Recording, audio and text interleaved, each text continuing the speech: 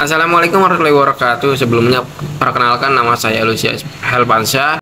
Di sini saya akan mempresentasikan tugas yang diberikan oleh dosen pendidikan kewarganegaraan, yaitu dengan tema demokrasi. Kita tahu di Indonesia telah banyak menganut sistem pemerintahan pada awalnya. Namun, dari semua sistem pemerintahan yang bertahan, mulai dari era reformasi tahun 1998 sampai saat ini adalah sistem pemerintahan demokrasi. Demokrasi merupakan salah satu bentuk atau mekanisme sistem pemerintahan suatu negara sebagai upaya mewujudkan kedaulatan rakyat atau negara yang dijalankan oleh pemerintah. Semua warga negara memiliki hak yang setara dalam pengambilan keputusan. Demokrasi mengizinkan warga negara berpartisipasi, baik secara langsung atau melalui perwakilan dalam perumusan, pengembangan, dan pembuatan hukum. Demokrasi mencakup kondisi sosial, ekonomi, dan budaya yang memungkinkan adanya praktik kebebasan berpolitik secara bebas dan setara. Hal itu bisa kita temukan dari banyaknya agama yang masuk dan berkembang di Indonesia. Selain itu, banyaknya suku, budaya, dan bahasa, semuanya merupakan karunia Tuhan yang patut kita syukuri. Yang pertama ada pengertian demokrasi. Demokrasi kita tahu berasal dari bahasa Yunani, yaitu demokratika, yang berarti kekuasaan rakyat. Demokrasi berasal dari kata demos dan kratos. Demos yang memiliki arti rakyat dan kratos memiliki arti kekuasaan. Menurut KBBI, Kamus Besar Bahasa Indonesia, demokrasi adalah gagasan atau pandangan hidup yang mengutamakan persamaan hak dan kewajiban serta perlakuan yang sama bagi semua warga negara. Di sini ada pengertian demokrasi menurut beberapa ahli. Yang pertama menurut Montesquieu, yaitu kekuasaan negara harus dibagi dan dilaksanakan oleh 3 lembaga atau institusi yang berbeda dan terpisah satu sama lainnya. Lembaga tersebut yaitu lembaga legislatif, merupakan pemegang kekuasaan untuk membuat undang-undang. Yang kedua adalah lembaga eksekutif yang memiliki kekuasaan dalam melaksanakan undang-undang. Yang ketiga yaitu adalah lembaga yudikatif yang memegang kekuasaan untuk mengadili pelaksanaan undang-undang. Pengertian kedua menurut Abraham Lincoln, yaitu pemerintahan dari rakyat, oleh rakyat, dan untuk rakyat. Yang ketiga menurut Aristoteles, demokrasi yaitu suatu kebebasan atau prinsip demokrasi adalah kebebasan, karena hanya melalui kebebasanlah setiap warga negara bisa saling berbagi kekuasaan di dalam negaranya. Yang keempat menurut Aristoteles, demokrasi ialah suatu pemerintahan rakyat, karenanya kekuasaan pemerintah melekat pada rakyat juga merupakan HAM bagi rakyat untuk mempertahankan, mengatur, dan melindungi diri dari sikap paksaan dalam suatu badan yang diserahkan untuk memerintah. Yang kelima yaitu menurut International Commission of Jurists, demokrasi adalah bentuk pemerintahan di mana hak dalam membuat suatu keputusan politik harus diselenggarakan oleh rakyat melalui para wakil yang terpilih dalam suatu proses pemilu. Lalu ada prinsip demokrasi. Yang pertama, demokrasi sebagai sistem politik. Dengan adanya pembagian kekuasaan legislatif, eksekutif, dan yudikatif, lalu pemerintahan konstitusional, partai politik lebih dari satu dan melaksanakan fungsinya, pers juga yang bebas, perlindungan terhadap hak asasi manusia, pengawasan terhadap administrasi negara, peradilan yang bebas dan tidak memihak, misalkan kayak memihak yang kaya dan yang miskin gitu. Lalu ada pemerintah yang diskusi, pemilihan umum yang bebas dan terbuka. Lalu ada pemerintahan berdasarkan hukum yang berlaku. Yang kedua ada prinsip non-demokrasi atau kediktatoran. Ada pemusatan kekuasaan, pemerintah tidak berdasarkan konstitusional, rule of power. Lalu ada pembentukan pemerintah tidak berdasarkan musyawarah tetapi melalui dekret. Lalu ada pemilihan umum yang tidak demokratis, manajemen dan kepemimpinan yang tertutup dan tidak bertanggung jawab.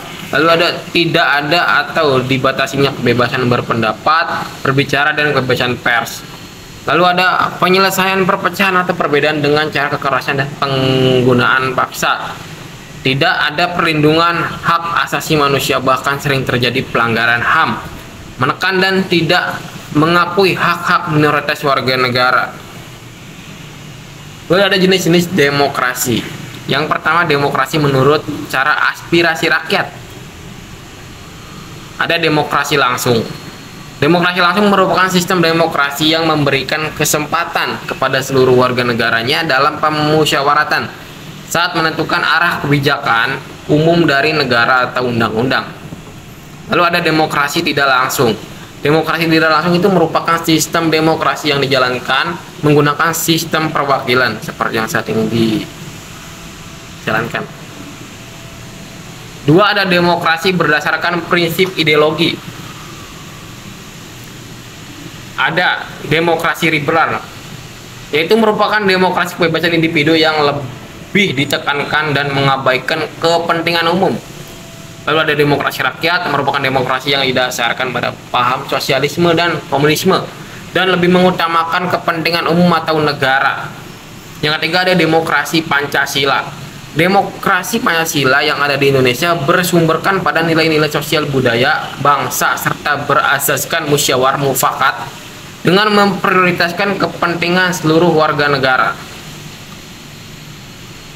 Adapun ciri-ciri demokrasi berdasarkan berikut, yaitu pemerintahan didasarkan kehendak dan kepentingan semua rakyat. Ciri konstitusional ialah hal yang berhubungan dengan kepentingan, kehendak, atau kemauan rakyat yang dituliskan dalam konstitusi dan undang-undang negara tersebut. Adapun ciri perwakilannya itu dengan mengatur negaranya, kedaulatan rakyat akan diwakilkan oleh beberapa orang yang sudah dipilih oleh rakyat itu sendiri. Lalu ada ciri kekuasaan ialah adanya pembagian dan pemisah kekuasaan. Ada juga ciri pemilihan umum, yakni sebuah kegiatan politik yang dilaksanakan untuk memilih pihak dan pemerintahan. Lalu ada ciri kepartaian, yakni partai akan menjadi media atau sarana untuk menjadi bagian dalam melaksanakan sistem demokrasi. Adapun ciri tanggung jawab ialah adanya tanggung jawab dari pihak yang sudah dipilih untuk ikut dalam pelaksanaan suatu sistem demokrasi. Di sini ada contoh-contoh demokrasi. Yang pertama, ada jenis-jenis demokrasi. Ada demokrasi langsung, contohnya ikut mencoblos saat pemilu atau pilkada. Ada demokrasi perwakilan, contohnya pembuatan undang-undang yang diwakili oleh anggota DPR, seperti di negara kita. Lalu dua, ada demokrasi perwakilan dengan sistem pengawasan langsung dari rakyat. Yang pertama, ada referendum wajib, contoh pemungutan suara pemisahan Timur Timur. Lalu ada referendum tidak wajib, contoh peranan partai politik tidak begitu menonjol tetapi kehendak rakyat dapat diketahui. Lalu ada referendum konsulatif, yaitu rakyat hanya diminta persetujuan dalam pengesahan undang-undang. Tiga, ada demokrasi berdasarkan titik perhatian. Ada demokrasi formal, contohnya adanya lembaga-lembaga perwakilan rakyat. Demokrasi material, contohnya keberadaan lembaga-lembaga perwakilan rakyat hanya sebagai simbol dan hanya mementingkan kepentingan negara saja. Lalu ada demokrasi campuran, contohnya yaitu rakyat memilih wakil di DPR, kemudian wakil itu dikontrol oleh rakyat dengan sistem referendum. Lalu ada yang keempat, demokrasi berdasarkan prinsip ideologi. Ada demokrasi liberal, contohnya dalam demokrasi ini adanya sistem multipartai dan demokrasi ini telah mendorong untuk lahirnya partai-partai politik. Lalu ada demokrasi rakyat, adalah demokrasi di mana rakyat yang menentukan saat ada masalah penting, contohnya pada saat pemilihan presiden dan wakil presiden. Baik, kesimpulannya yaitu demokrasi adalah gagasan atau pandangan hidup yang mengutamakan persamaan hak dan kewajiban serta perlakuan yang sama bagi semua warga negara. Lalu prinsip demokrasi dibedakan menjadi dua, yaitu demokrasi sebagai sistem politik dan prinsip non-demokrasi, yaitu kediktatoran.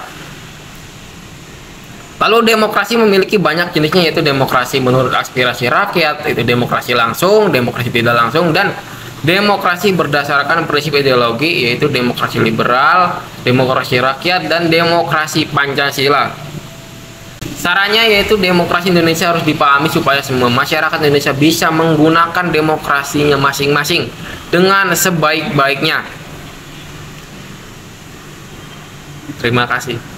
Sekian presentasi dari saya, kurang lebihnya mohon maaf. Wassalamualaikum warahmatullahi wabarakatuh.